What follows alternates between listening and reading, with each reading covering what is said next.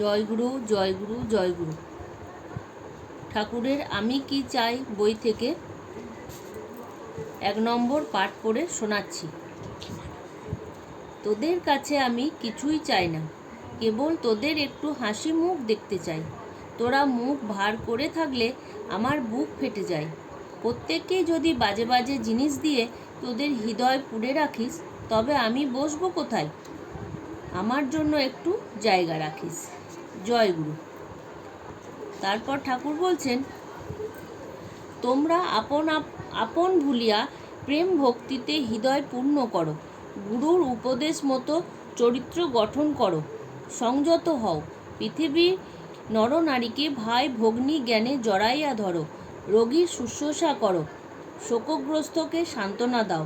দুঃখীর অশ্রু মুছাইয়া দাও। তাপিতকে বুকে করো। পাপীকে ঘৃণা না করিয়া তোমাদের প্রেম জলে তাহাদের পাপ ময়লা ধুইয়া দাও। স্বার্থপর শয়তানকে হৃদয় হইতে তাড়াইয়া প্রেমময় ভগবানকে আসন দাও। ইহাই ধর্ম। নতবা চোখ কান বুজিয়া জপ তপ করিলে ভগবানের কৃপা হয় না। উহা জড়ের সাধনা মাত্র।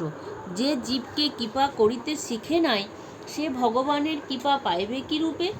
যে অন্যকে ক্ষমা করিতে জানে না, সে ভগবানের নিকট ক্ষমা পাইবার যোগ্যই নহে।